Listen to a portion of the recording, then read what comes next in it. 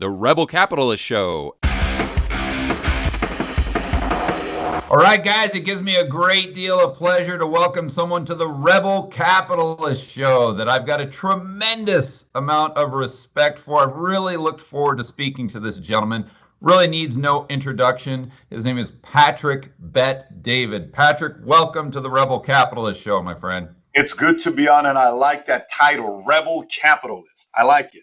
That's what we need more of today, and I think that you fit the bill. So for my viewers who might not know your backstory, could you get us filled in there? Sure. Born and raised in Iran, lived there for 10 years, escaped in 89, 6 weeks after Khomeini died, went to Germany. I lived at the refugee camp in Germany for 2 years, year and a half, and then came to the States, to LA, joined the Army, went to the 101st Airborne Air Assault, got out, went into financial services. Day before 9/11, I started working with Morgan Stanley, Dean Witter, got my Series 7, 66, the whole, options. I could sell all of that stuff.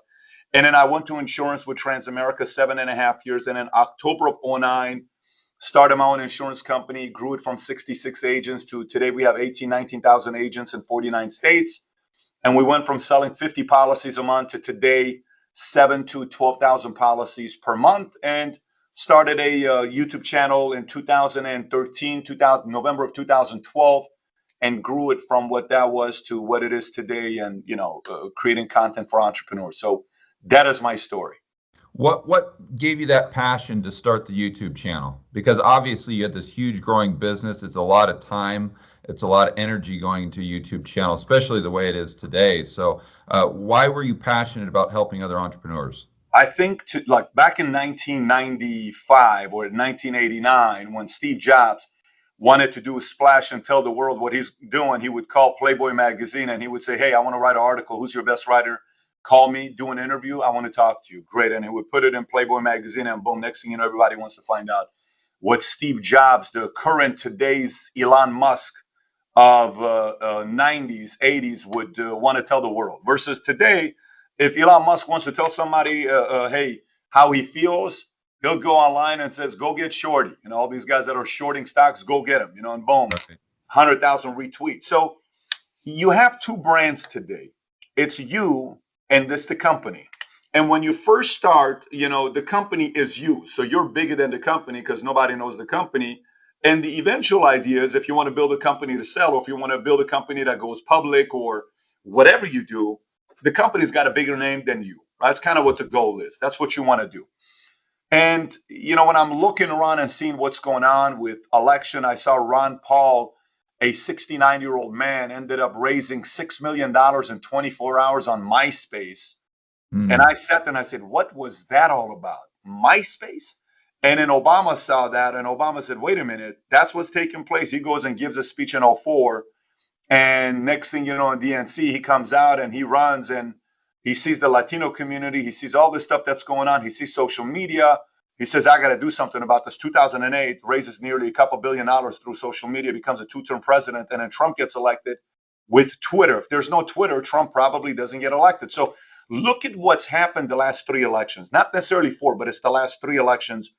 Trump against Biden, Trump, Hillary, Obama, Romney, Obama, McCain. And so when you're looking at this saying, hey, that leaves a clue. So I sat there and I said, if you don't create content today and you don't go out there and take advantage of the great equalizer, you're going to be left behind. So my idea was long term. I'm going to start today, a 10-year plan of eventually having influence. And obviously, it grew to however millions of subscribers and followers we have today. Yeah, and you know what I really like about your channel, and I try to give this message to everyone out there that asks me for advice, where they say, it seems like people get stuck and they try to create this 10-year plan, but they try to perfect it.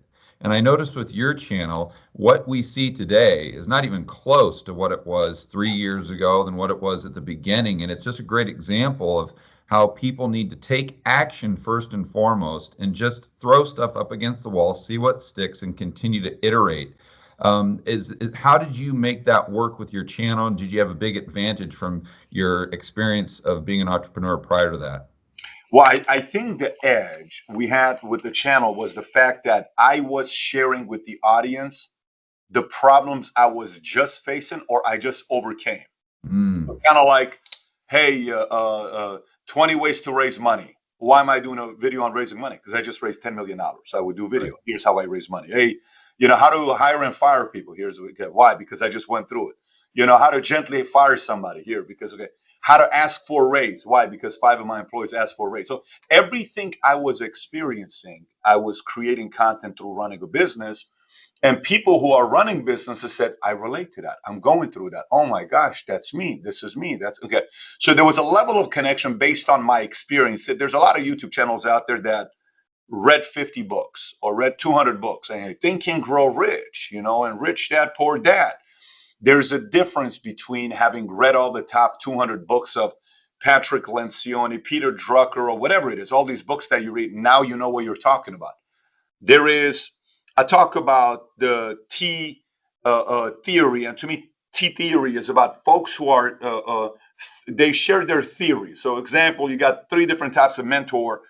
One is a guy that read all the books, got an MBA from Harvard, and he went through all the 200 cases at Harvard, all the main cases that they have, the best cases that they have, and they went through it, right? Okay. Right. Let me tell you, when Sephora went through this and they were competing against, such and such makeup company, here's what they did. And here's okay.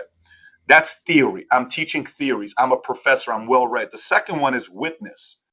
Witness is somebody that worked under Bezos, and they witnessed Bezos go from 0 to where he is today. Witness is somebody like Patty McCord, who was the chief,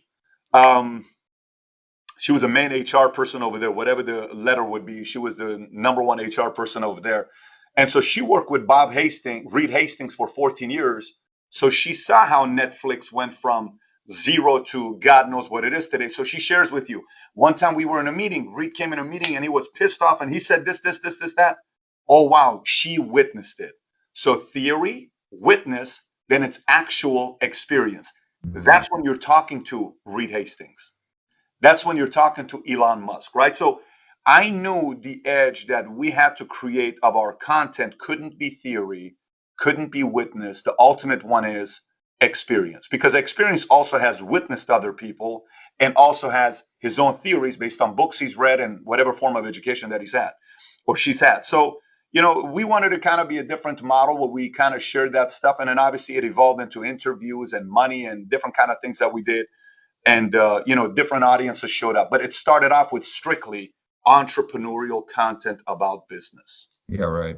And the point I want to make to the people watching is just don't be afraid to have a kind of a broad plan, but then just take action and then iterate and just change things based on what you're doing, what you see the audience responding to. I see so many people get the paralysis of analysis, where they try to think through things for a year or two prior to doing anything, where they could have just taken action. They could have created videos, they could have created content, and they'd be so much further ahead. Yeah, I agree with that. You might, I got a 9-year-old, a 7-year-old, a 4-year-old, and one that's on the way. And my dad would always, I said, Dad, why is the kid do this? He says he's going to change. And he changed. Why does this one do this? He's going to change, and he's going to change, right? And then there are some things the kid never changes. There's some things the kids change, right? As you're creating content, you're also changing. You're developing. Life is changing. Your position is changing. The levels of crisis changes. 2 years ago, there was no COVID. 2020 was all about COVID, election, all these weird things that we had to experience. And as people are going through this, yourself, whoever that's creating the content, hopefully you're finding ways to get better here. Like, oh, this content doesn't do good. People don't like it when I talk about this, but there's a lot of interest here. This does well. And then you're also becoming better at it. But you're not going to get better at it if you're just kind of afraid and you said, I don't know if I want to try it yet because I want to perfect it. So I do agree with you on that tremendously. Exactly. I just got done watching your interview with Lewis Howes that came about 5 months ago. He's one of my favorites. And man, what an incredible interview that was. I'd suggest everyone watching it. But you talked about your book that's come out, I believe, your 5 next moves. And Lewis asked you about what the first move should be. And then you kind of described it. And then you described how important understanding the next move is. So can you walk us through kind of the Reader's Digest version of the book, what prompted you to write it, and then kind of the takeaways that you were going over with Lewis there? It was really some mind-blowing content. Yeah, again, the idea of this book came back a long time ago. I woke up one morning and I had a text from my girlfriend that said, "I think you love your business more than I do, and my mom is right, Yeah. and it's going to work out." And boom, I think I want to break up with you. I love you, but I just don't see this going anywhere. So that's a text 6 a.m. in the morning. Then I had a message from my mom, guilt trip. What happened to my young little son that used to call me and love me? I'm like, oh my gosh, now I feel guilty. So heartbroken, guilty. Then my number one sales guy resigns. Then my number one client that I was supposed to get like a $10,000 check cancels. Okay. So I'm not wealthy at this time. I'm 24, 25. I am broke. I'm barely going through $49,000 of debt that I'm paying off.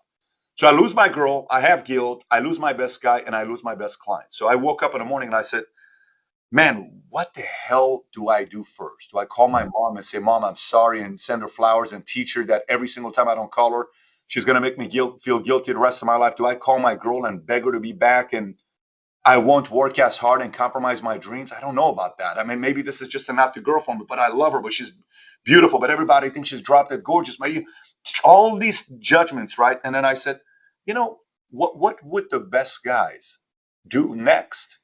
What would be their first move? And from that moment, I always wanted to figure out what is my first move that I make, then second move, then third move, then fourth move. A lot of times people have the right ideas. They just don't make the right next move. They don't make the right next move. They don't make the second best move. So the book was put together in a way for anybody, whether in the business world, you're an executive, CEO, founder, or just somebody that's a driven person to sit there and say, hey, if I really want to live my life, what do I do next? And the 5 steps are clearly put there in the book for you to know exactly what your next 5 moves need to be. And then you talked about how important sequencing is. Can you explain that? That's probably the ultimate, because sequencing. Okay, say you want to be the president of the United States. Let's just say that's your dream, and you're 28 years old right now, and you'd like to go and pursue that at mid 40s, hypothetically, 45. You're going to go, sit there and say, I'm going to be president one day. Okay, let's solve for that. So what do you need to do first? Number one, I just got out of school and I have my JD. Okay, good. So you're going to go the lawyer route, the Obama route. Maybe, you're going to go because he was a constitutional lawyer. The Lincoln was a lawyer. So, okay, I'm going to go the lawyer route. Great. So now you got to go and work for a law firm. Okay, I got to make the right connections. I got to go win. I got to find the right girl that I love, but also same time, one day she has also her own strengths to pull me up. And then I got to go get connected in the local community, maybe give a few talks, speeches, start reading the right political books where I can see the debates. Maybe I got to watch 100 of the best debates election-wise ever. Nixon, Kennedy, the first one. Maybe I got to go watch the Bush debate. And then afterwards, I got to get a mentor. I got to get an advisor that can kind of shape my mind. I got to get into some side small meetings where people are impressed by me. And then I make some money. I become successful. I create some content. I do what I'm doing. And then at 45, I run for Senate. And then I'm a one-term senator, maybe two-term senator. At 53, I run for office. Great. So sequencing is, what do you do now as the 28-year-old lawyer who's making 120 grand a year and is single and is living in an apartment complex, right? What do I do now, today? What do I do now? Whoever comes out with better sequencing, of course, you're going to have luck to add to it, because as you're going through it, additional things are going to happen. But sequencing is the secret sauce to eventually getting exactly what you want. Yeah. So you'll sit there and you'll write it out. Move number 1, I'm going to do this. No, I'm going to do 2. Now, no, I'm going to do 4. No, I'm going to do 7. Oh, then you can move 22 is running for office. But what's move 1? That's a game, by the way. That is a beautiful game. And believe it or not, most of us sequence all the time. We just don't think about it or pay attention to it. Now this makes it official. Now, actually, you write it on a piece of paper. So every time we have a problem with the company and we'll go on a board, and I just got, by the way, I was 9 minutes late to your deal because I was speaking to a board member. So when I said bye, that was a board member that I just spoke to, former CEO of a $100 billion company. So we'll get on a board call, or we'll go on the board and, the war room, we'll start writing, what is the problem we're facing? How big is the problem? Who's involved? And then we'll say, so what do we need to do next? Who do we need to call first? What contact? What lawyer do we need? Everything is sequencing, everything. The best people in business, the best football coaches, Belichick, he's a sequencing guy. The best generals in the military, I guarantee you, they're sequencing guys. General Mattis, he's a sequencing guy. You know, you look at the Jacksons, the Phil Jacksons in the world, sequencing guy. Sequencing is an art, and very few think about it. Most people don't think about it. Few think about it, and those who do eventually get exactly what they want. Almost always get exactly what they want. How do you, when you've got that sequence laid out, how do you take on a curveball such as COVID? I mean, 2020 is a great example of that. I know you've, one of those interviews that I really like that you did of those restaurant owners who just, I mean, out of nowhere, you know, they get put out of business. So how does that fit into that sequencing model? Phenomenal question. Are you a football guy, George? A little bit, yeah. Okay. So what sport do you like? What sport do you follow? A Formula One. Oh, you're Formula One. So you're like, okay, so you're on a complete different side of things that you like. By the way, I named my daughter Senna. I don't know if you know this or not. Ayrton Senna, that's right. Yeah, my daughter's name is Senna, same spelled the same exact way. Rose but David. I'm a big Senna guy myself, and I'm not even a Formula One guy. But okay, let's go back to the question and think about this. So you put your plans together. Here's what I'm going to be doing. Great. All of a sudden, there's a curveball. What do you do when there's a curveball in football? You call an audible. Right. What do you do when there's a curveball in basketball? You call a timeout. What do you do when there's a curveball in the military? You come back and retreat and go back and put out a new plan of action, and you go on the attack or offense or hang tight or be patient. But, you know, that part is a complete different skill set. You know, you have the sequencing put together, but there is not a single business plan or strategy that you're going to put out that's not going to have curveballs. There is zero. So, you know, there's an interview that the guy does, and he says, so here is a Tom Brady who gets selected 199 in the draft, right? Chad Pennington gets picked before him. Chris Redman gets picked before him. You know, this other Italian name guy, great name, gets picked before him. T. Martin gets picked before him. You know, all these, and Mark Bulger gets picked before him, and then you have Tom Brady. And the guy's in the interview he's talking about, he says, so here's all these experts that said, this is quarterback coming out of this university is going to do great in the NFL, and this other guy is coming from this pedigree, and he came from this, and then you have Tom Brady. Yeah, I just don't know about Tom Brady because Tom Brady is, you know, he was a backup to Brian Greasy and all this stuff. Okay. But then this other guy says, you know, this whole thing proves that you cannot measure what it's like to be in the pocket. You take the ball, you back up, guy 290 pounds coming at you running a 4.9 40. He's about to clobber you, and you still stay in the pocket, and you still make that pass. He says you can't teach that. Yep. You can't teach. It's fourth quarter, 2 minutes left. You're down a touchdown, and how do you stay calm? You can't measure that, and you can't teach that. It's different in high school. It's different in college. Then you're playing for money. Then it's business. Then you could get traded. Then you can get cuts. A lot of different pressure. So you can come out with your sequencing, but the tryout of whether you have what it takes to compete at the highest level is all those additional pivots that you need to make.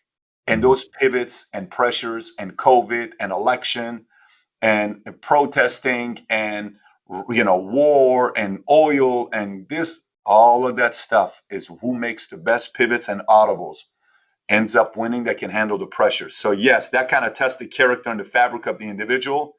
And that part, there's no teaching there. There is no teaching in that area. It's just the test to find out if you got the goodies or not. Yeah, that was my next question, is how much of being financially successful do you think is a matter of just natural born talent, and how much of it can be taught? It's both. You know, it's both. I mean, you can teach a lot of it to the individual. Look at, you know, Patrick Mahomes, a quarterback. His dad was a baseball player, you know, and he's a great pitcher as well himself. His dad was a pitcher. He's a pitcher. Kobe Bryant's dad was a basketball player, played in Europe, played a little bit of NBA. So he became a basketball player, right? And then you have guys that had nothing. You have guys today that have become great basketball players simply by watching YouTube videos. Guys are becoming better on baseball because they watch YouTube videos. We didn't have that 20 years ago. Today, you can go watch somebody's video and learn how to become a better baseball player, better business.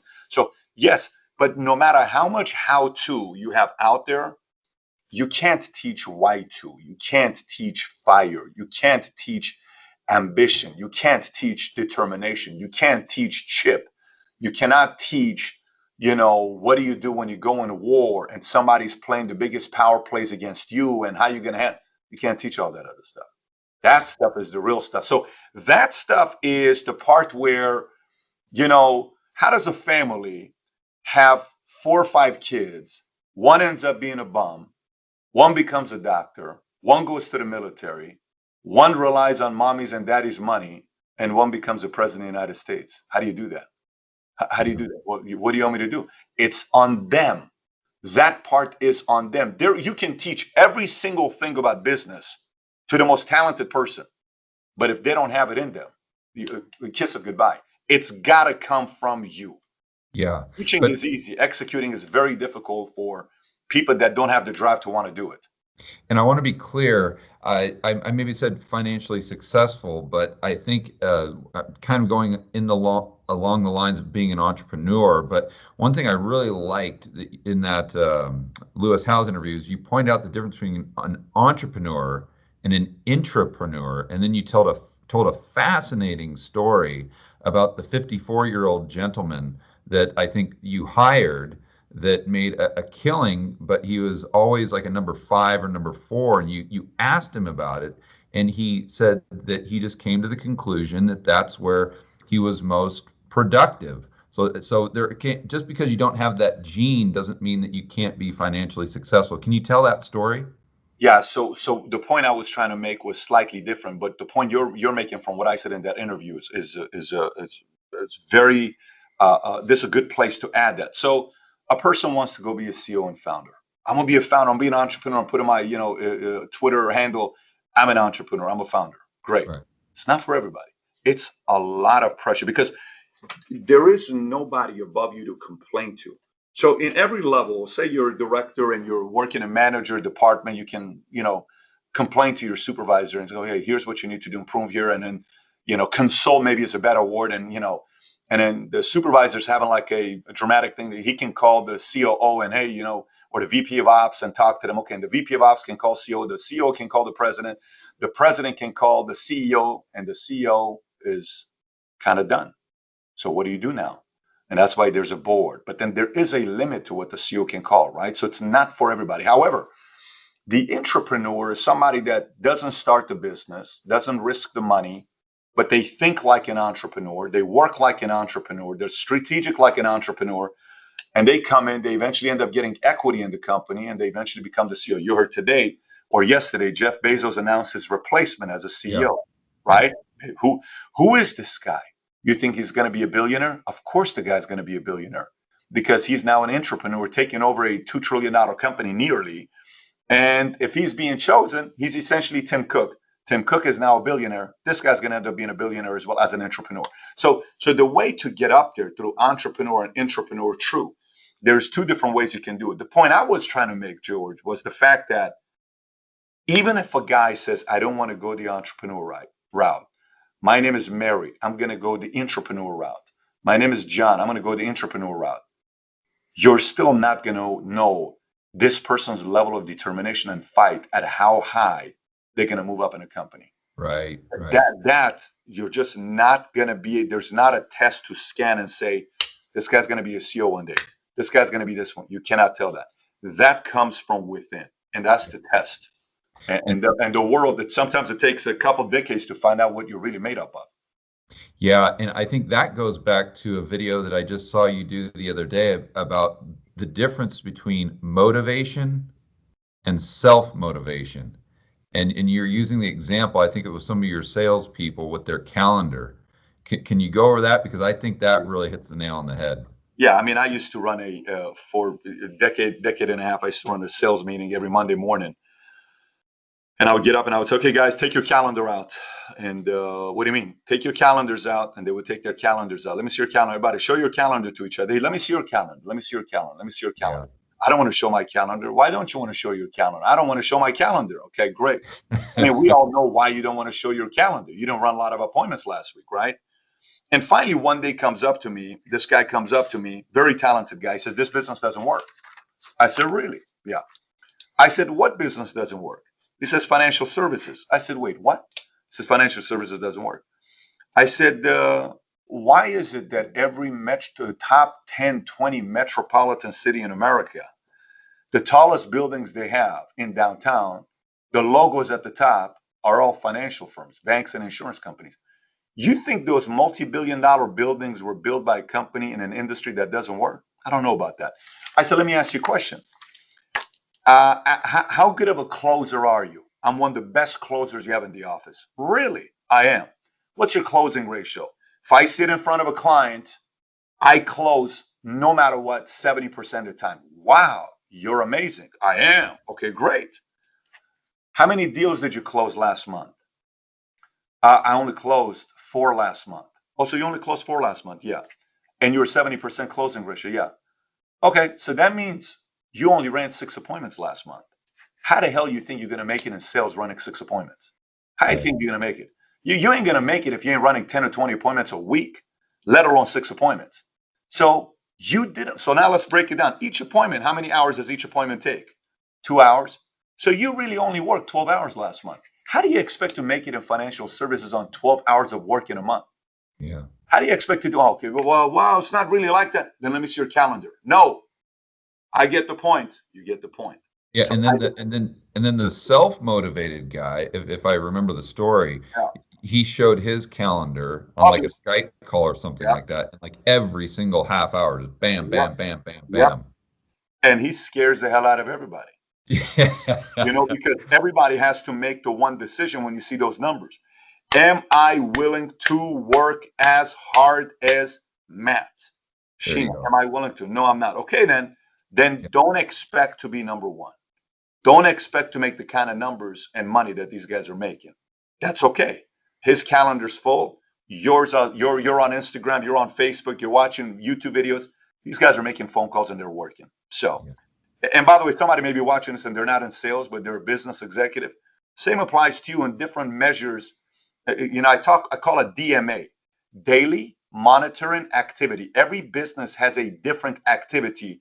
Then I drive that daily monitoring activity to executives, directors, salespeople, sales leaders. It doesn't matter. We all have a DMA. Okay, so I just want to, I know we're running short on time here. I want to quickly go back to the story of the 54-year-old. And when I heard that, the first thing that struck me, and I retired as an entrepreneur in 2012. And one of the big components there is I felt as though what took me to the next level is I was able to get rid of ego. And I was able to look myself in the mirror and be honest with myself as to what my strengths and my weaknesses are and were. And I think maybe that's what the 54-year-old gentleman did that allowed him to be so successful financially. Why is it so hard for people to get rid of ego, to be honest with themselves on what their strengths and weaknesses are? And how can we do that better? It's not easy. It's not like, look, think about it this way,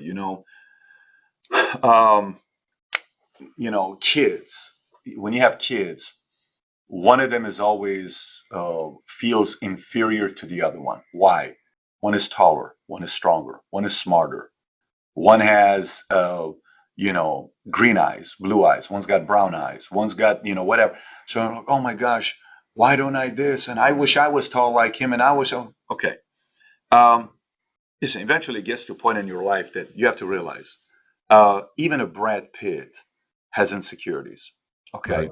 Even a Kardashian has insecurities. Even pick the best looking guys in the world, Ryan Gosling, you go on the other side and pick whoever you want to pick, right? There isn't nobody that's picture perfect when you see them. Nobody. So you sit back and you say, like, I remember one time I sat down and I said, okay, if I were to say, what's my biggest strength? What would it be? Okay. What is my strength on what I do well? And I started kind of writing down, say, babe, what do you think? What's my number one strength? Well, you're good at this, good at this. What is not my strength? Well, you're not organized. You're not somebody that you want everything to be organized and you know exactly what you want to do, but you're not organized. But you have organized people around you that organize everything for you. Mm-hmm. You love service. If service isn't good, quality isn't good, you do not tolerate that. You will not go to that restaurant. You're going to say, okay, cool. What else? So she started telling me this. You're not good with people. This. You're not. Okay, great. Got it. All right. You kind of sit there and say, okay, I don't have to be great at every aspect of it. But the moment you identify the top strengths that you have and you're comfortable with, and you don't sit there comparing yourself, that guy's better than me in this, that guy's better than me in this, it's totally fine.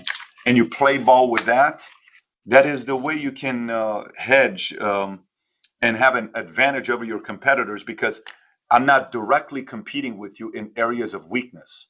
The idea is to compete with your competitor directly in areas that are your strengths, not directly in areas that are his or her strengths. Because if you ever directly compete with a competitor in areas of their strengths, you will be exploited. You will be embarrassed. There's always some. If you're a jab person and the other person's an uppercut person, if you go and trying to beat the guy with uppercuts, you're gonna lose. But if you're a jab person and you're a guy that wins after 8 rounds, you just keep the guy away and he's throwing all the uppercuts and you keep him till the 8th round and his stamina is going down. Now you can go and throw whatever you need to throw, but you have to play to your strength. So in the game of business, ego is obviously a very big one to do that. But once you identify your strengths and can figure out a way to compete during, like, in your turf of that area, again, you're putting yourself in a position to have an advantage over your competitors. And knowing your weaknesses. That's one thing that helped me so much, is just being honest with myself about my weaknesses, then hiring people around me to fill that void. And that really allows you to scale faster. At least it did with me. No question about it. All right, one last thing, Patrick. I get asked all the time what the most important keys to success are. And I wanted to give you the answer that I usually give people to get your feedback on it. What I always say, especially in business, I said, number one, you got to be willing to sacrifice things that other people aren't willing to sacrifice. Number two, you have to be able to manage people. Number three, you have to be able to solve problems. What do you think? I like that a lot. It's a great list. So you asked me about number one key to success. I would say on the personal side, it's alignment. So what is alignment? Whatever values and principles that you have, the closer you live by them, the happier you are. If you have a certain set of values and principles that you declare to the world and you don't live by it and you're unaligned, you're miserable. You are, and I know that personally from having done that, you're miserable. So make sure your values and principles match the way you live. That's number one. Number two, on the business side, is this whole thing with keys to success. I used to always ask people, what's the key to success? What's the key to success? What's the key to success? And you would hear, marry the right person, have God in your life, pray every morning, work out, hard work, save money, all this other stuff. And I said, to me, I think the number one key to success and why people eventually make it to the top, take away integrity, assuming you have integrity and all that stuff, is how you process issues. I can't tell you how much, like, I sit there and I'll watch somebody. Yesterday I was putting out a fire and I gave the situation to another person. I said, how would you have handled it? Well, I would have done this first, that first, this first. Then I gave it to another person. I give it to another person. The top earner gave the best way she would process it. It's here's how I process this issue. First, I would find out. Okay, great. So processing issues, to me, if I can teach my kids how to process issues, if they want to be a Buddhist, is because they learn the system of how to who you marry is about processing issues. When it's sitting down with the girl you're dating or the guy you're dating, and you get to know the parents, you're like, ooh, I'm gonna have problems with the mom. I'm gonna have problems with the dad. Okay, they're pretty cool. They're pretty cool. Oh, I'm gonna have problems with the sister. Oh, I'm gonna have problems with the ex because he's messaged me already on Instagram. So I'm gonna have a problem there. And then she tells you, well, I've had 5 sexual partners. In your head, you're like, well, is the rule of 3 correct? 5 means 15. Is it 15? Is it 5? Am I okay with 15? By the way, I know this sounds funny, but to us, then eventually it gets to a point, you've been together 6 months, you've been together 12 months. You're like, this is kind of the time. I'm 29, she's 28. Is it time? She's kind of brought it up before. Her parents have brought it up before. Do I now propose? Do we wait 6 months? If I wait too long, is she going to leave me? What if this happens? So then you get to a point and you're having dinner with her and you say, yeah, probably 70% chance this would work. Okay. You don't marry anybody saying 100% this would work. You have a number in your mind, and it's a risk. By the way, she has it as well. She knows your temper, your flaws, your habits, your vice. The girl, she knows it as well. He knows it as well, right? You marry based on a percentage. but marriage is processing issues. Finances is processing issues. Investing into Bitcoin is processing issues. Buying gold, silver, processing issues. Do I buy GameStop stock? Processing issues. Do I buy baseball cards? Do I gamble? Do I not gamble? Do I smoke weed? Do I do cocaine? Everything is processing issues. So if you get a good system to process issues, you will make better decisions in life. And if you make better decisions in life, it's not just good for business. It's good for every aspect of your life. Yeah, great advice. Great advice. Patrick, for my viewers who want to find out more about what you do or maybe buy the book, the YouTube channel, where can they go to check that out? Well, so I'm sure you're going to put the link below. If they go to Amazon, Your Next 5 Moves, they will find a book, and they can also find it at Barnes & Noble, local Barnes & Noble, and then if it's an international audience, they can buy it on Apple, download, Audible. It's all over the place as well.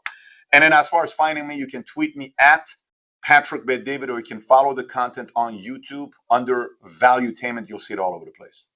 Awesome. Thanks for your time, my friend. Can't wait to do it again. George, appreciate you for having me. Thank you.